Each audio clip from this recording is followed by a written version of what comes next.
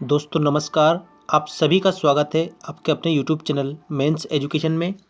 दोस्तों कक्षा 12वीं की प्रश्न बैंक आ चुकी है और हर विषय की प्रश्न बैंक आ गई है। तो इसी प्रश्न बैंक में आपकी जो प्री बोर्ड परीक्षा और बोर्ड परीक्षा है इसके क्वेश्चन बनेंगे और सारे क्वेश्चन सिर्फ प्रश्न बैंक से ही बनने वाले हैं। तो कक्षा 12वीं इतिहास की प्रश्न बैंक आज हम जानेंगे दोस्तों। और एक बात समझ लेना आप सभी कि आपको प्रश्न बैंक में जितने भी क्वेश्चन दिए गए हैं उन्हीं क्वेश्चनों को आप याद करेंगे, ठीक है।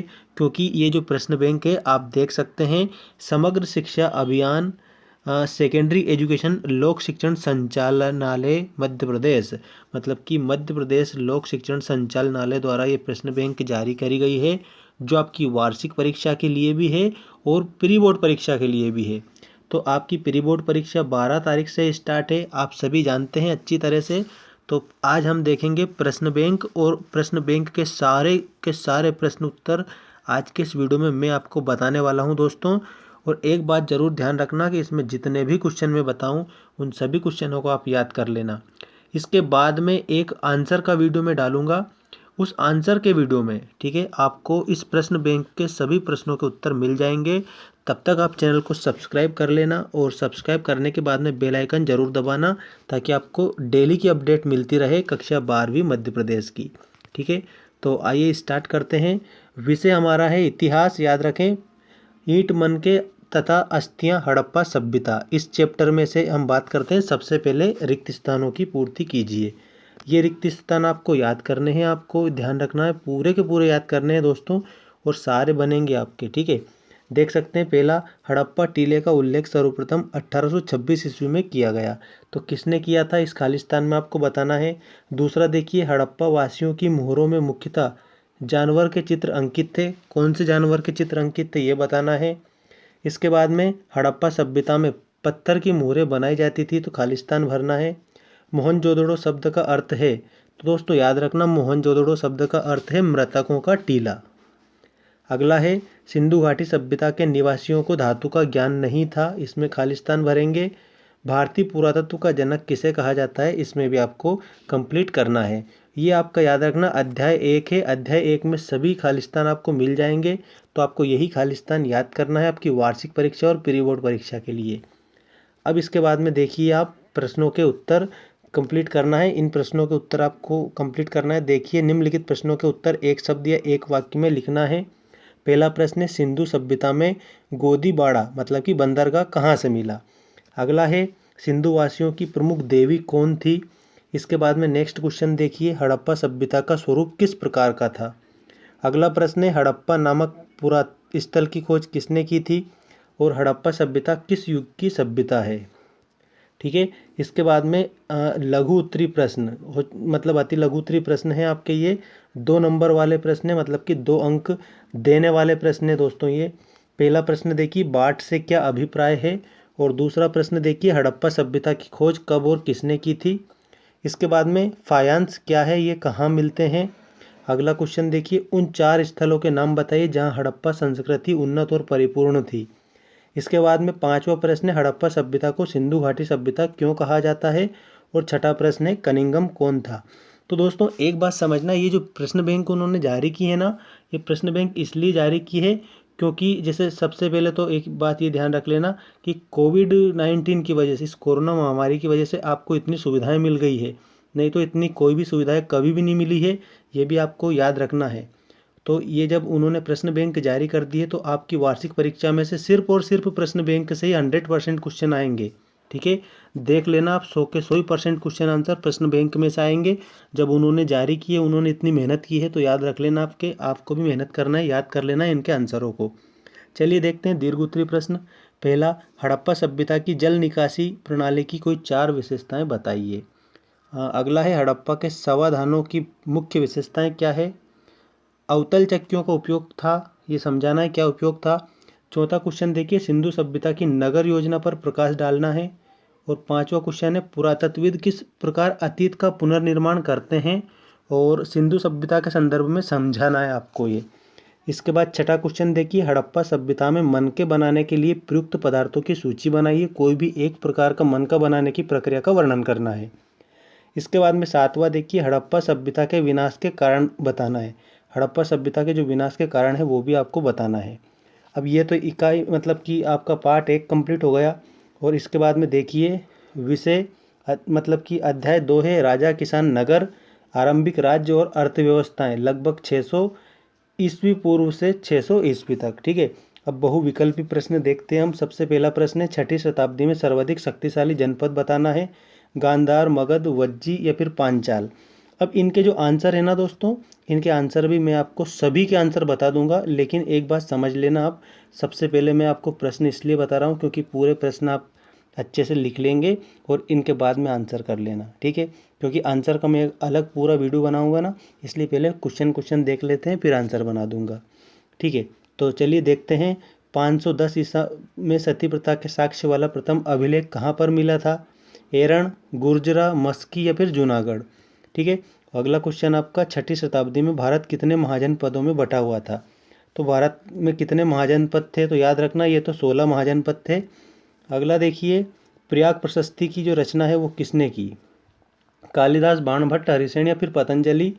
इसके बाद में प्रश्न देखिए, अपने स्वयं के खर्चे से सुदर्शन झील की मरम्मत किसने कराई थी? अशोक, स्कंदगुप्त, रुद्रदमन या फिर कनिष्क ने।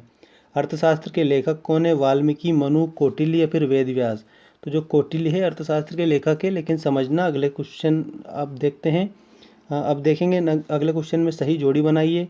कुरु, पांचाल, सूरसेन, गांधार और वत्स, ये क्या है? ये सभी महाजनपद थी। ठीक है, महाजनपद थी, याद रखना ये सभी। ठीक है, तो इनकी जोड़ी आपको बनाना है, तक्षशिला, कौशाम्बी, इंद्रप्रस्थ, कंपिल और मथुरा। अब इसके देखते हैं लघु उत्तरीय प्रश्न। पहला देखिए, अभिलेख किसे कहते हैं? अशोक के अभिलेख किन किन लिपियों में लिखे गए? मुद्रा शास्त्र से क्या अभिप्राय है? तो जो मुद्रा शास्त्र है ना दोस्तों, ये सिक्कों का अध्ययन होता है। ठीक है, सिक्कों का जो अध्ययन होता है वो मुद्रा शास्त्र कहलाता है। मेगस्थनीज कौन था बताना है। और 6ठी शताब्दी ईसा पूर्व के 4 महत्वपूर्ण महाजनपदों के नाम बताना है। 6ठी शताब्दी का बताना है, ध्यान रखना। इसके बाद दीर्घ उत्तरीय प्रश्न देखो दोस्तों, ये दीर्घ उत्तरीय प्रश्न आपको याद करना है, सिर्फ और सिर्फ इन्हीं क्वेश्चनों को देखेंगे आप। देखिए, अशोक के धम्म से आप क्या समझते हैं? मौर्य प्रशासन का वर्णन संक्षेप में कीजिए। उत्तर मौर्य काल में विकसित राजत्व के विचारों की चर्चा कीजिए। और नेक्स्ट क्वेश्चन है, सरदार और सरदारनियों से आप क्या समझते हैं? उदाहरण द्वारा समझाना है। महाजनपदों की विशेषताएं बताना है। और छठा क्वेश्चन देखिए, वर्णित मतलब उत्तर वैदिक काल में कृषि के तौर तरीकों में किस हद तक परिवर्तन हुए।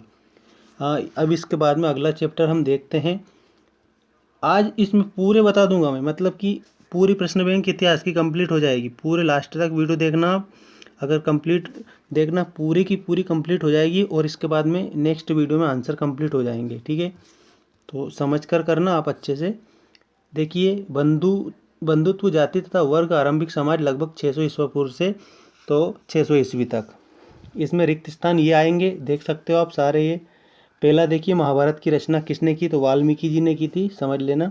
वर्ण व्यवस्था का मुख्य आधार क्या था? इसके बाद में अगला देखिए, महाभारत का समालोचनात्मक संस्करण किसके द्वारा तैयार किया गया? पुरुष सूक्त के अनुसार ब्रह्मा जी की भुजा से कौन से वर्ण की उत्पत्ति हुई है बताना है। और संस्कृत ग्रंथों में परिवार के लिए शब्द का प्रयोग किया गया, कौन से शब्दों का प्रयोग किया गया परिवार के लिए संस्कृत ग्रंथों में, ये समझा के बताना है आपको। ठीक है, खाली स्थान में भरना है। और अब रिक्त स्थान के बाद में सत्य असत्य देखिए। हाँ, समाज में गंधर्व, असुर, राक्षस और पेशाच विवाह को अच्छा माना जाता था। तो ये सत्य है या असत्य है? अच्छा माना जाता था, पेशाच विवाह बिल्कुल नहीं माना जाता था। अगला देखिए, समाज में पितृवंशी व्यवस्था महाभारत की रचना के पहले से मौजूद थी। इसके बाद में अगला है, हिंदू धर्म में 18 संस्कार होते थे। 18 होते थे या 16 होते थे? 16 होते थे, 16 संस्कार। इसके बाद में नेक्स्ट क्वेश्चन है, भगवत गीता महाभारत की देन है। बिल्कुल सत्य है, ये भगवत गीता महाभारत की देन है। महाभारत में कुल 18 पर्व हैं या 12 पर्व हैं, ये समझाना है आपको। अगला क्वेश्चन देखिए, अगला क्वेश्चन है ये अति लघुत्तरीय प्रश्न, 2 अंक का है। संस्कृत भाषा में रचित किन्हीं 2 महाकाव्यों के नाम। तो एक तो रामायण लिख सकते हैं आप और एक महाभारत लिख सकते हैं। ठीक है, रामायण और महाभारत ये संस्कृत में रचित 2 महाकाव्य हो जाएंगे। पितृवंशिता से आपका आशय क्या है? गोत्र शब्द से क्या तात्पर्य है? स्त्री धन को परिभाषित कीजिए। महाभारत के ऐतिहासिक महत्व को 2 बिंदु लिखिए। ठीक है। अब 4 अंक वाले ये प्रश्न आएंगे, लिख लो आप इनको भी या स्क्रीनशॉट ले लो, कुछ भी करो, लेकिन आपको याद जरूर करना है। नेक्स्ट देखिए, ये 4 अंक के प्रश्न है। इनमें से पहला, क्या आरंभिक राज्यों में शासक निश्चित रूप से क्षत्रिय होते थे? इसके बाद दूसरा देखिए, प्राचीन काल में संपत्ति के स्वामित्व के संदर्भ में महिलाओं की स्थिति की व्याख्या। और अगला प्रश्न है, स्पष्ट कीजिए कि विशिष्ट परिवारों में पितृवंशिकता क्यों महत्वपूर्ण रही। और क्वेश्चन 4 है, किन मायनों में सामाजिक अनुबंध की बौद्ध अवधारणा समाज के उस ब्राह्मणीय दृष्टिकोण से भिन्न थी जो पुरुष सूक्त पर आधारित है। अगला है, महाभारत का समूल रचनात्मक संस्करण किस तैयार हुआ? जाति व्यवस्था के 4 दोष बताना है। ठीक है।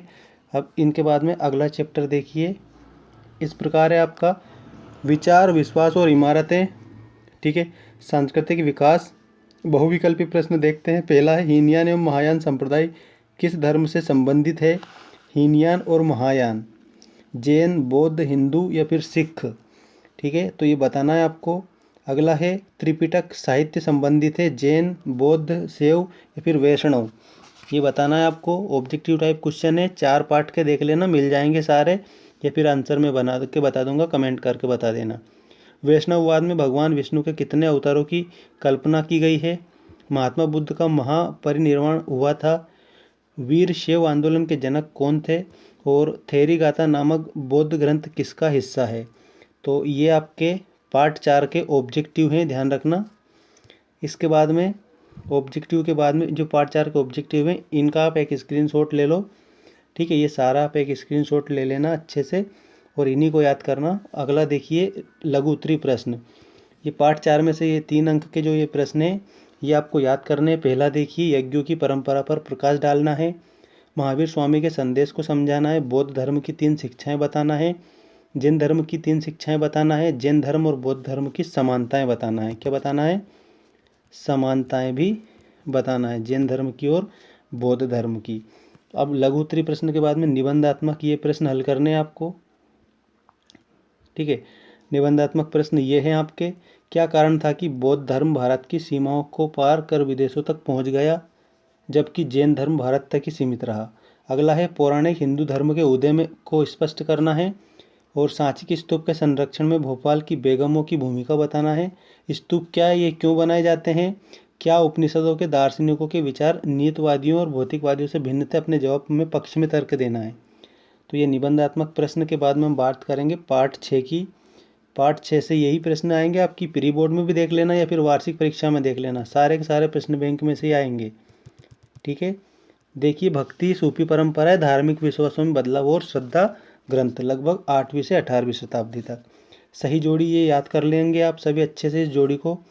देखिए, करई काल अमैनार अमैयार में, उसके बाद में ख्वाजा मोइनुद्दीन चिश्ती, गुरु गोविंद सिंह, गुरु नानक देव और अलवार संत। ठीक है, ये आपको बताना है अच्छी तरह से। ठीक है, जोड़ी मिलाने हैं, जोड़ी मिला लेना अच्छे से। और जोड़ी के बाद में देखिए, लघु उत्तरीय प्रश्न यही हल करने हैं आपको। पहला प्रश्न है, मातृगृहता से आप क्या समझते हैं? शेख निजामुद्दीन औलिया के बारे में क्या जानते हैं आप? और इस्लाम धर्म की उन विशेषताओं को प्रतिपादित कीजिए जिनकी मदद से यह धर्म समूचे उपमहाद्वीप में फैल गया। और प्रश्न है, कबीर की वाणी को किन किन परिपाटियों में संकलित किया गया? रामानुजाचार्य कौन थे? संक्षेप में लिखना है। और दीर्घ उत्तरीय प्रश्न ये हैं आपके दीर्घ उत्तरीय प्रश्न, इन प्रश्नों को भी आप याद करेंगे। देखें आप, पहला, उदाहरण सहित स्पष्ट कीजिए कि संप्रदाय समन्वय के से इतिहासकार क्या अर्थ निकालते हैं।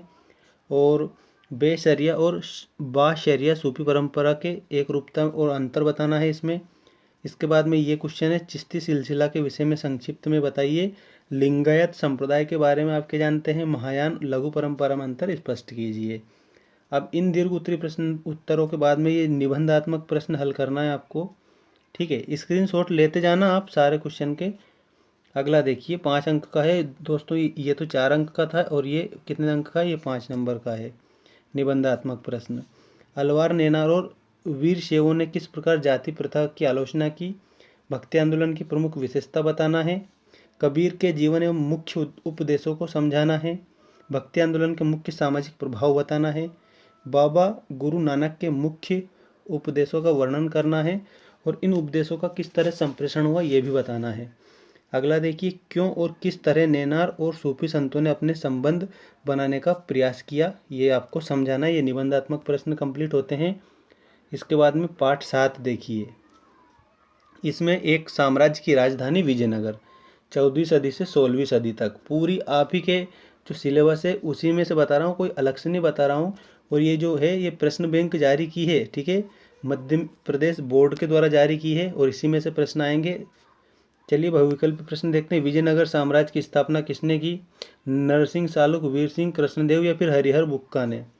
प्रसिद्ध विरूपाक्ष मंदिर कहाँ है? हम्पी, चिदम्बरम, बेलूर या फिर श्रीरंगम में? इसके बाद में सर्वप्रथम विजयनगर की यात्रा पर आने वाला विदेशी यात्री कौन था? निकोली कोंटी, अब्दुल रज्जाक, डेमिंगोस पेइस या फरनाओ नूनीज? इसके बाद में गोपुरम आपको बताना है। अच्छा, गोपुरम का तो मैं आपको समझा ही देता हूँ, बता भी देता हूँ। ये दोस्तों मंदिरों के जो ऊंचे प्रवेश द्वार गोपुरम कहलाते हैं, समझ लेना इसको, ठीक है। विजयनगर साम्राज्य की स्थापना 1347, 1325, 1336 या फिर 1348 ईस्वी, ये आपको बताना है। अब इसके बाद में अच्छा, ये तो कंप्लीट हो गया हमारे अध्याय 7 के बहुविकल्पी प्रश्न। बहुविकल्पी प्रश्न के बाद में अगला हम देखते हैं रिक्त स्थान, जो आपके इस पाठ से आएंगे वार्षिक परीक्षा में और प्री बोर्ड परीक्षा में। आमुक्त माल्याद ने लिखी और कुदी चेट्टी थे। विजयनगर राज्य की मातृ देवी को किस नाम से जाना जाता है? भारत के प्रथम सर्वेयल जनरल थे। और तालीकोटा का युद्ध कब लड़ा गया, ये बताना है। ये रिक्त स्थान आपके हैं, ठीक है। इन रिक्त स्थानों का भी आप एक स्क्रीनशॉट ले लो और पढ़ लेना, इसे याद कर लेना अच्छे से। इसके बाद में ये देखिए, एक शब्द एक वाक्य में उत्तर दीजिए। विजयनगर में सेना प्रमुख को क्या कहा जाता था? हम्पी के भग्नावशेष की खोज किसने की? हजारा राम मंदिर किस राज्य में था? महानवमी पर्व किस राज्य में मनाया जाता था? कृष्णदेव राय ने कौन सा उपनगर बसाया? ये एक शब्द एक वाक्य में उत्तर। और अब आते हैं जोड़ी की तरफ। सही जोड़ी बनाना है। हरिहर प्रथम, नरसिंह, कृष्णदेव राय और तिरुमाल। और इधर इसके सामने आपको कंप्लीट करना है। प्रश्न देख लो सत्य सत्य वाले। विजयनगर राज्य की स्थापना तुंगभद्रा नदी के किनारे की गई। अगला देखिए, निकोलो दे कांति मोरक्को देश से था संबंधित। राक्षस तागंडी युद्ध 1565 में लड़ा गया। अब्दुल रज्जाक देवराय द्वितीय के शासनकाल में आया। और तुलुव राजवंश की नींव वीर नरसिंह ने रखी थी। इसके बाद में दीर्घ उत्तरी प्रश्न, ये हैं आपके दीर्घ उत्तरी प्रश्न। इन दीर्घ उत्तरी प्रश्नों को हल करना है आपको। देखिए, पहला, विजयनगर शासकों ने वर्षा जल संचय के क्या कार्य किए? विजयनगर साम्राज्य के पतन के कारण बताना है। कृष्णदेव राय को विजयनगर के शासकों में महान शासक क्यों समझा जाता? अमर नायक के कार्य बतलाना है। और एक क्वेश्चन देखिए, कमल महल और हाथियों के अस्तबल जैसे भवनों का स्थापत्य उनके बनवाने वाले शासकों के विषय में क्या बताता है? और इसके बाद अगला क्वेश्चन ये है, आपके विचार में महानवमी डिब्बा से संबद्ध अनुष्ठान बताना है। और पिछली 2 शताब्दियों में हम्पी के भग्नावशेषों के अध्ययन में कौन सी पद्धतियों का प्रयोग किया गया? आपके अनुसार ये पद्धतियाँ विरूपाक्ष मंदिर के पुरोहित द्वारा प्रदान की गई जानकारी का किस प्रकार पूरक रही है? अब 9 पार्ट देखिए। 9 पार्ट के बाद में हम बात करेंगे, देख लेना आप। 9 पार्ट के बाद में 11 रहेगा और 11 के बाद में 13 रहेगा, ठीक है। 13 के बाद में 15 रहेगा और उसके बाद में आपका जो ये मानचित्र कार्य आ जाएगा, ठीक है।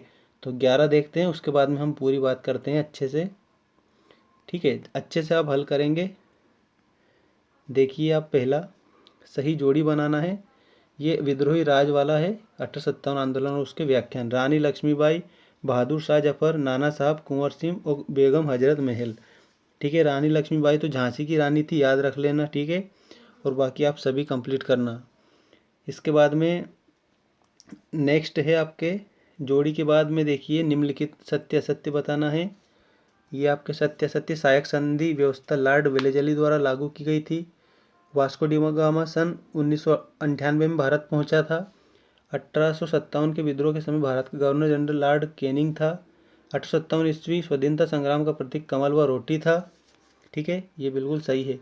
1857 विद्रोह का तात्कालिक कारण धर्म परिवर्तन था, ये गलत है। तात्कालिक कारण चर्बीयुक्त कारतूस था, ठीक है। अब इसके ये कितने नंबर के हैं? 2 अंक वाले प्रश्न देख लो। सहायक संधि व्यवस्था क्या थी? और 1857 की क्रांति के 2 राजनीतिक कारण लिखना है। 1857 का विद्रोह कब और कहाँ पर हुआ था? 1857 की क्रांति के प्रतीक चिन्ह कौन थे? कमल व रोटी, कमल और रोटी देख लेना और एक बार अच्छे से आप। 1857 के विद्रोह के 4 महत्वपूर्ण स्थलों के नाम बताना है।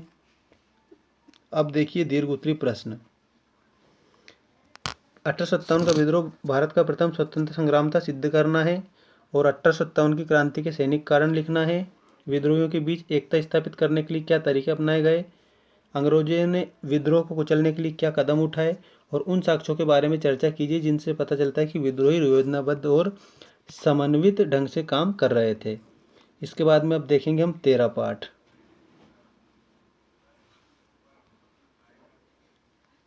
देखिए महात्मा गांधी और राष्ट्रीय आंदोलन। साइमन कमीशन भारत कब आया था, भारत छोड़ो प्रस्ताव कांग्रेस के किस अधिवेशन में पारित किया गया, करो या मरो का नारा किसके द्वारा दिया गया था, और इसके बाद में महात्मा गांधी ने पहला किसान आंदोलन कहाँ शुरू किया, चोरी चौरा हिंसक घटना के बाद कौन सा आंदोलन स्थगित किया गया, काला कानून किसे कहा गया, और नमक सत्याग्रह किस स्थान से प्रारंभ किया गया था, महात्मा गांधी को सर्वप्रथम महात्मा किसने कहा था, दिल्ली चलो का नारा किसने दिया, और इसके बाद में हिंद स्वराज पुस्तक किसने लिखी। इसके बाद देखिए आप ये गांधी इरविन समझौता कब हुआ था, महात्मा गांधी के राजनीतिक गुरु कौन थे, जलियांवाला बाग की घटना कब घटित हुई, प्रथम गोलमेज सम्मेलन कहाँ आयोजित हुआ, और महात्मा गांधी ने नमक यात्रा दांडी कब प्रारंभ की थी। इसके बाद में ये आपको जोड़ी बनानी है। जोड़ी आप देख सकते हैं, अच्छे से जोड़ी बनाना है। असहयोग आंदोलन का प्रारंभ, भारत छोड़ो आंदोलन, साइमन कमीशन, दांडी यात्रा और गांधी इरविन समझौता। और 3 अंक का प्रश्न देखिए, दांडी यात्रा का क्या उद्देश्य था, गोलमेज सम्मेलन क्यों बुलाए गए और ये विफल क्यों रहे, रोले की एक टिप्पणी लिखनी है, साइमन कमीशन भारत क्यों आया, खिलाफत आंदोलन क्या था, और लाल बाल पाल कौन थे, इनकी भारतीय स्वतंत्रता संग्राम में क्या भूमिका थी। 5 अंक के ये प्रश्न हैं, इनका भी आप स्क्रीनशॉट ले सकते हो। देखिए पहला, चरखे को राष्ट्रीय प्रतीक के रूप में क्यों चुना गया। दूसरा है, किसान महात्मा गांधी को किस तरह देखते थे। महात्मा गांधी ने खुद को आम लोगों जैसा दिखने के लिए क्या किया। असहयोग आंदोलन एक तरह का प्रतिरोध कैसे था। राष्ट्रीय आंदोलन के अध्ययन के अखबार महत्वपूर्ण स्रोत क्यों है, समझाना है। नमक कानून स्वतंत्रता संघर्ष का मुद्दा क्यों बन गया, समझाइए। अब जैसे 15 और उसके बाद में 15 ये लास्ट वाला बच रहा है तो इसको भी कंप्लीट कर ही लेते हैं हम। देखिए संविधान निर्माण वाला, संविधान की प्रारूप समिति का अध्यक्ष कौन थे, तो डॉक्टर भीमराव अंबेडकर। भारत का संविधान कब लागू हुआ, तो ये याद रखना 26 जनवरी 1950 को लागू हुआ था। 26 जनवरी 1950 को भारत का संविधान लागू हुआ था।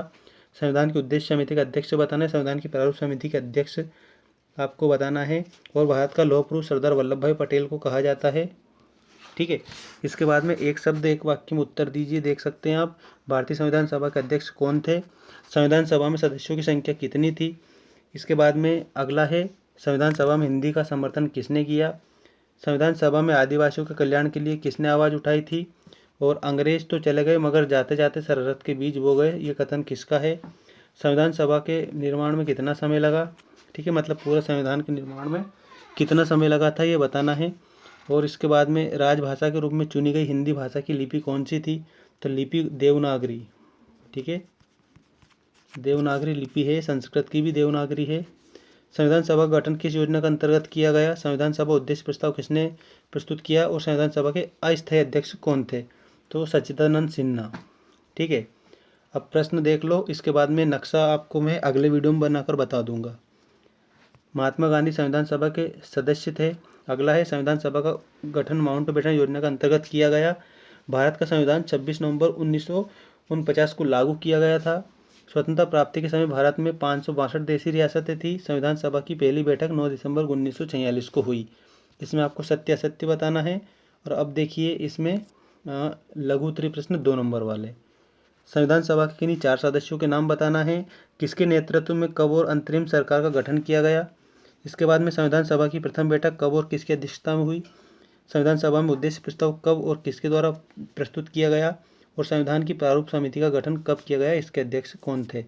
तो ये आपके लघु उत्तरीय हो जाएंगे। लघु उत्तरीय के बाद में दीर्घ उत्तरीय देख लो। इसके बाद में मानचित्र वाला आएगा, जो अगले वीडियो में मैं आपको मानचित्र बताऊँगा कि कौन सा मानचित्र आपको कंप्लीट करना है। देखिए दीर्घ उत्तरीय प्रश्न, उद्देश्य प्रस्ताव में किन आदर्शों पर जोर दिया गया, और प्रांतों के लिए सबसे ज़्यादा शक्तियों के पक्ष में क्या तर्क दिए गए। देशी रियासतों का एकीकरण किसने किया तथा एकीकरण की प्रक्रिया क्या थी। ठीक है, और महात्मा गांधी को ऐसा क्यों लगता था कि हिंदुस्तानी राष्ट्रीय भाषा होनी चाहिए। और 5वां क्वेश्चन देखिए, दमित जातियों को किस प्रकार सुरक्षा दी जा सकती थी। 6ठा क्वेश्चन है, संविधान सभा ने भाषा के विवाद को हल करने के लिए क्या रास्ता निकाला, संक्षेप में समझाना है। अगले वीडियो में आपको मानचित्र बताऊंगा। ठीक है, चैनल को सब्सक्राइब नहीं किया तो चैनल को सब्सक्राइब कर लेना, और आंसर भी आपको मैं बनाकर बता दूंगा इस इतिहास का। धन्यवाद।